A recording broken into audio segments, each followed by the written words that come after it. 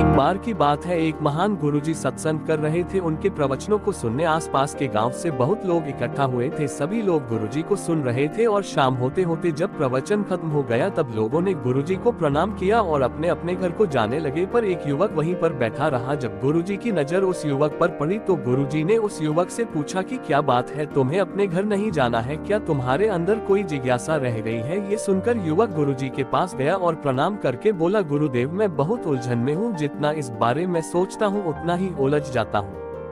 गुरुजी ने पूछा, कैसी उलझन है? युवक हाथ जोड़कर बोला, गुरुदेव ये संसार कितना विशाल है। संसार में लाखों करोड़ों लोग रहते हैं, उनमें भी एक से बढ़कर एक विद्वान कलाकार योद्धा है। ऐसे में उन सबके बीच मुझ जैसे सामान्य प्राणी का क्या मूल्य है? युवक की बात सुनकर गुरु मुस्कुरा दिए। वे बोले, तुम्हारी इस जिज्ञासा का उत्तर मिल जाएगा और तुम्हारी उलझन भी खत्म हो जाएगी, पर इसमें थोड़ा सा समय लगेगा।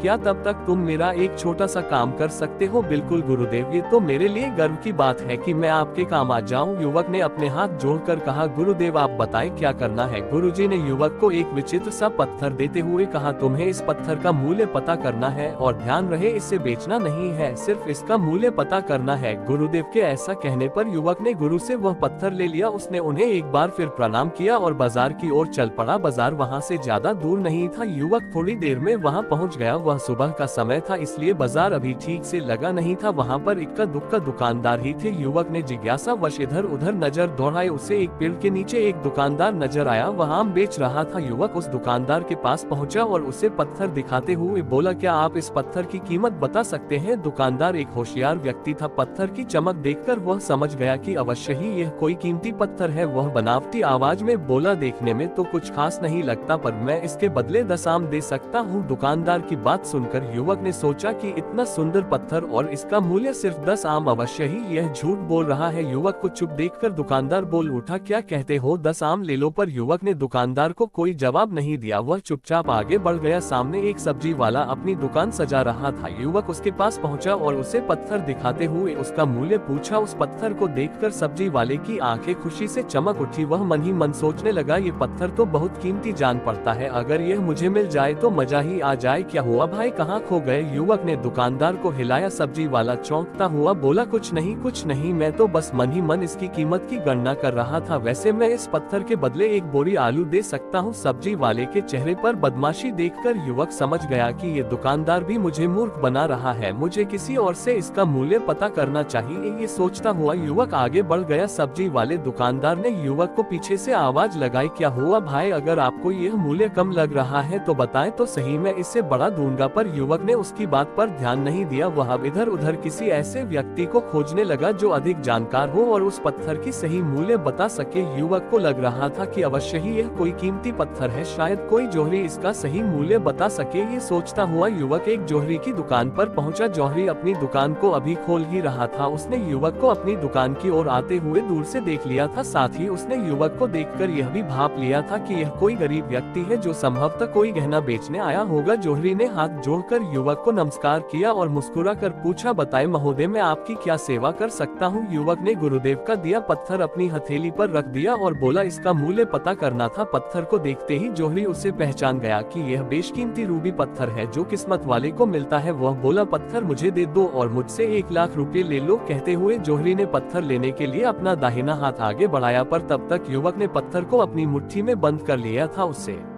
पत्थर के मूल्य का अंदाजा हो गया था, इसलिए वह गुरुदेव के पास जाने के लिए पलट गया। जौहरी ने उससे पीछे से आवाज लगाई, अरे रुको तो भाई, मैं इसके 50 लाख दे सकता हूँ। लेकिन युवक को वह पत्थर बेचना तो था नहीं, इसलिए वह रुका नहीं और दुकान के बाहर आ गया। पर जौहरी भी कम चालाक नहीं था। वह उस अनमोल पत्थर को किसी भी कीमत पर अपने हाथ से जाने नहीं देना चाहता था। वह दौड़कर उसके आगे आ गया और हाथ जोड़कर बोला, तुम ये पत्थर मुझे दे दो, मैं इसके बदले 1 करोड़ देने को तैयार हूँ। युवक को जौहरी की बातों में अब कोई रुचि नहीं रह गई थी। वह जल्द से जल्द गुरुदेव के पास पहुंच जाना चाहता था, इसलिए न तो वह रुका और न ही उसने जौहरी की कोई बात का जवाब दिया। वह तेज तेज कदमों से गुरुजी के आश्रम की ओर चल पड़ा। जौहरी ने पीछे से आवाज लगाई, यह अत्यंत मूल्यवान पत्थर है, अनमोल है, तुम जितने पैसे कहोगे मैं दे दूंगा। ये सुनकर युवक परेशान हो गया। उसे लगा कहीं पत्थर के लालच में जौहरी उसे पकड़कर जबरदस्ती न करने लगे, इसलिए वह तेजी से आश्रम की ओर दौड़ पड़ा। युवक जब गुरु के पास पहुंचा तो वह जोर जोर से हौंफ रहा था। उसे देख देखकर गुरुजी मुस्कुरा दिए, फिर भी उन्होंने अपने चेहरे से कुछ भी जाहिर नहीं होने दिया। वे बोले, क्या बात है बेटा, तुम कुछ डरे हुए से लग रहे हो। युवक ने गुरु को प्रणाम किया और सारी बात सुनाई, साथ ही उसने वह पत्थर भी उन्हें वापस कर दिया। गुरुजी बोले कि तुम्हें आम वाले ने इसका मूल्य 10 आम बताया, इसके आलू वाले ने इसका मूल्य 1 बोरी आलू बताया और जोहरी ने बताया कि यह अनमोल है। इस पत्थर के गुण जिसने जितने समझे उसने इसका मूल्य उसी हिसाब से लगाया। ऐसे ही यह जीवन है, प्रत्येक व्यक्ति खान से निकले हुए एक हीरे के समान है जिसे अभी तराशा नहीं गया है। जैसे जैसे समय की धार से व्यक्ति को तराशा जाता है, व्यक्ति की कीमत बढ़ती जाती है। ये दुनिया व्यक्ति को जितना पहचान पाती है उसे उतना ही महत्व देती है। कहते हुए गुरु एक क्षण के लिए रुके, फिर बोले, किंतु आदमी और हीरे में अंतर यह है कि हीरे को कोई दूसरा तराशता है और व्यक्ति को अपने आप को स्वयं ही तराशना पड़ता है। और जिस दिन तुम अपने आप को तराश लोगे, तुम्हें भी तुम्हारा मूल्य बताने वाला कोई ना कोई जोहरी मिल जाएगा।